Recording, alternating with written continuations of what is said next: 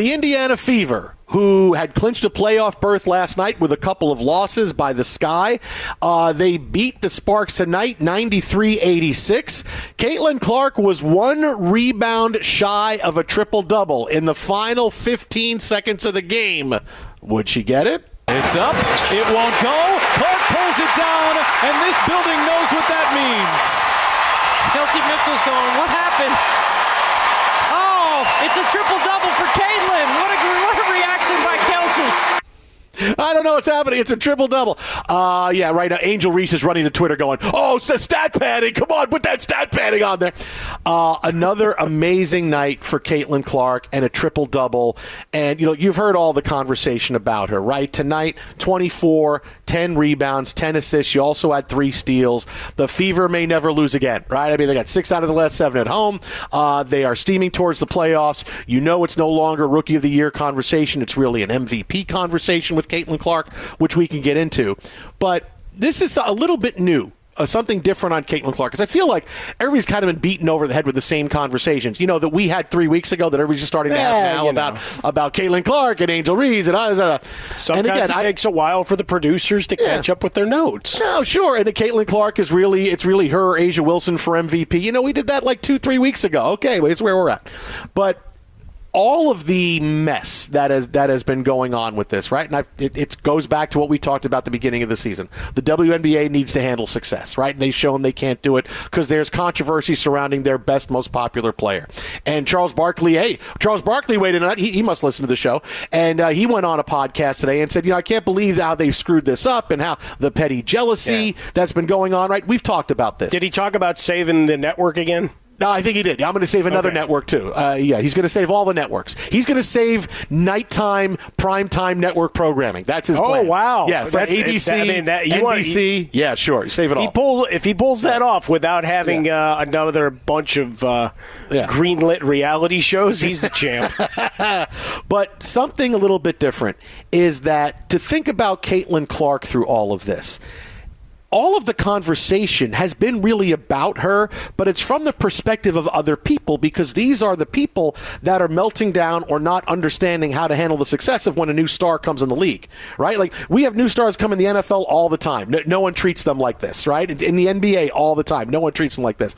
But it's always been from that point of view, because Caitlin Clark, by and large, has stayed away from it all. She's extremely self-aware. She knows who she is. She knows the impact she has on the game. When she's on the court, she's got that fire, right? There's stuff that goes on the court. She's not a shrinking violet. She's not, oh, you're treating me this way. She gives as good as she gets on the court. Mm-hmm. But off the court, there's nothing. She goes out and plays. She influences, and it's really something to see her do this. And really, she is taken, and it's difficult, because I can't tell you how many times where if it was me and I see what people say about me or think or opine about my play or certain things, where I just wouldn't be able to take it. And I would say, okay, if you want to say this about me, okay, you come interview me. Hey, Fox, ESPN, come to my house. I got some things to say. But Caitlin Clark has stayed out of all of it, and she has not responded to any of it, because she knows that the best way to shut up haters and people who whine and complain and jealousy is to metaphorically nod your head and point and say scoreboard. Because that's all she is doing. Oh, Caitlin Clark, it's going to be reality for Caitlin Clark coming into the league. Scoreboard. Oh, we don't want to take her for the Olympic team, even though it's going to help the sport, because we have our girls and we don't know how much they would like her. And boy, her fans might be upset if she doesn't play enough. Scoreboard. Oh, maybe she's not the Rookie of the Year. ESPN has this weird sort of thing where Angel Reese actually has the metrics at yeah, you know what? Scoreboard. Oh, I don't know if she's the MVP. Asia Wilson's so much better, and I can't believe this. And I don't even want to talk about the Indiana Fever and mention Caitlin Clark's name. I want to talk about other people, because I don't know. I don't think she... Scoreboard. That's all she's doing. Scoreboard. Because what have we just seen over the course of the last few weeks? She has taken her play to the next level. We knew the Caitlin Clark middle finger tour was going to begin right after the break for the Olympics, and it has. And all she has done is lift her team from the bottom of the standings to the middle of the standings and higher. She's become an MVP candidate. What she's doing is blowing away what we've seen rookies do in WNBA when they come in, and she's doing it by just pointing and saying scoreboard.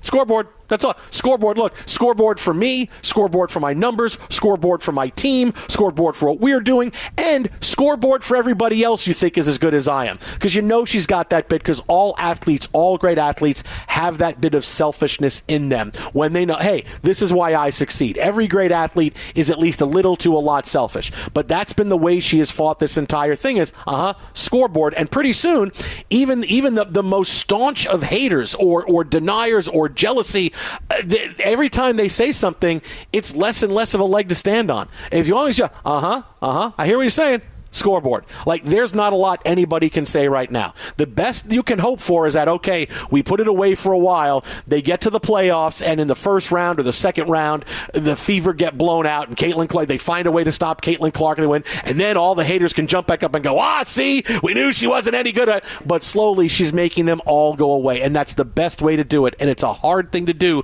because you always want to talk about the haters. Okay, I couldn't do it. I mean, maybe because you and I talk for a living, so it's difficult, but I couldn't do it, but the way she's doing it, that's the right way to do it, and she's succeeding every single day. Well, I mean, I just always thank people for stopping by at How About a Fresca at Swollen Dome. If they want to get critical and they want to go after things we say, have at it. It's all opinions, and you're all entitled to yours. When it comes to Caitlin Clark, she's got a good team around her and has a pretty level head, having gone through this for the last couple of years. Even in the post-game interview talking about playoffs, there was the picture circulating, right, of the team and everybody about their season goals, playoffs. Hers just said smile underneath it. And in the post-game interview, being asked about being player of the month, back-to-back player of the week, coach of the month, clinching a playoff spot, all of that stuff, her first thing was to kind of smile and just say, I want to make sure Kelsey Mitchell gets her love.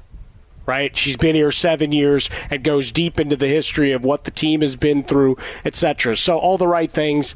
And again, on the court, yeah, she gives as good as she gets. She's gotten up inside, forearm shivers into people as well. She's not, innocent in those regards. And those videotapes are well chronicled across the social media sphere. But where we're at now, every player, everybody in the league that cashes a check related to the league, they should at least give a knowing nod and thank you when they open their next paycheck or open their mobile app for their banking apps when the next check clears, because it's all because of that arrival and the elevation of the squad. I did like the announcer during the game who was really trying to sell you on the Sparks early on, talking about how tough they were, and the analyst just came right back and said, well, they've lost 7 of 8.